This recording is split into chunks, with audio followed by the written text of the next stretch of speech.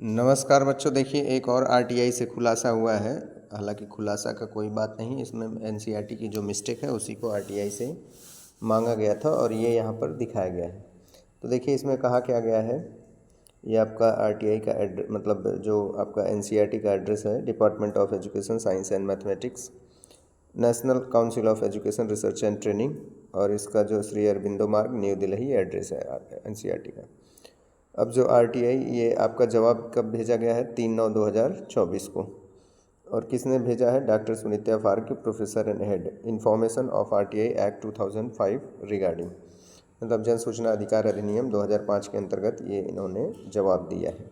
अब देखिए इसमें क्या लिखा है, kindly refer to the RTI application number ये दिया है और ये डेट 24/8/2024 को इन्होंने भेजा था। This application has been received in the department of 2/9/2024। तो जब उन्होंने भेजा तो 2/9 को इन्होंने रिसीव किया, ठीक है। फिर उसके बाद क्या बताते हैं, 2/9 को रिसीव किया।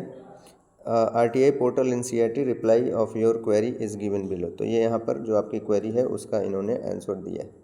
तो देखिए क्वेरी नंबर 1, क्वेरी में अच्छा देखिए क्या था, thanks for pointing out the issues concerning A discrepancy. अब ये कह रहा है कि डिस्क्रिपेंसी मतलब विसंगति। तो क्या विसंगति हुई है, ये देखिए, a discrepancy in the NCERT class 11th biology text book specifically in the chapter cell the unit of life. तो आपको पता होगा कि सेल बायोलॉजी में आता है। Under the section and overview of cell and prokaryotic cell, तो ये टॉपिक का नाम है।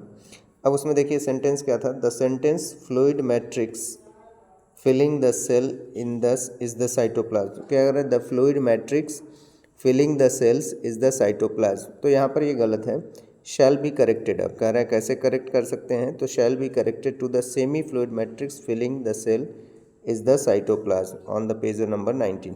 तो आपको एनसीईआरटी के पेज नंबर 19 पे ऐसा कुछ सेंटेंस मिला होगा जिसको लोग सजेशन दे रहे हैं कि भाई इसको आप कर लीजिए, the semi fluid matrix filling the cell is the cytoplasm on page number 90।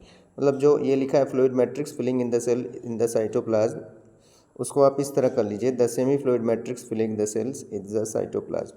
तो यही इन्होंने कहा है। तो ये क्या लिखे, we have taken to note of the point raised and the concerned correction will be reflect in the upcoming updated issues of the book. मतलब जो अब पब्लिकेशन आएगा ना, अगला पब्लिकेशन एनसीईआरटी का अपडेटेड, उसमें इसको रेक्टिफाई करके करेक्ट करके दिया जाएगा, ठीक है।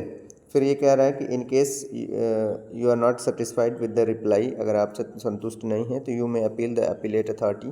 The address of the appellate authority as follows. तो अगर आप इस जो इनका आंसर आरटीआई से दिया गया है, जवाब दिया गया है, उससे आप अगर आप संतुष्ट नहीं हैं तो आप यहाँ पर ज्वाइंट डायरेक्टरेट एनसीईआरटी को आप फिर से अपील कर सकते हैं। तो ये रहा, मतलब अब आपने देखा कि बहुत विसंगति, मतलब बहुत ज़्यादा डिस्क्रिपेंसी हमने 4 आपसे शेयर कर दिया है, जिसमें आरटीआई के द्वारा मांगा गया था। लोगों का सुझाव भी दिया है कि आप इस तरह इसको रेक्टिफाई कर सकते हैं। तो इस तरह की दिक्कतें आ रही हैं एनसीईआरटी बुक में, और लोग बहुत कॉम्प्लिकेट कहते इसलिए हैं क्योंकि इन्होंने कॉम्प्लिकेट बनाया। मीनिंग जैसे आप पढ़ेंगे तो उसका मीनिंग उल्टा पुल्टा बनने लगता है। तो इसलिए ये कुछ ऐसी चीज़ें थी जिसको मतलब इस रिसर्चर जो है, अपने जो अच्छे एकेडमिशियन हैं, उन्होंने अपने हिसाब से इसको सजेशन दिया कि भाई इस तरह करेक्ट करिए तो थोड़ा ठीक ठाक पढ़ने में लगेगा, ठीक है।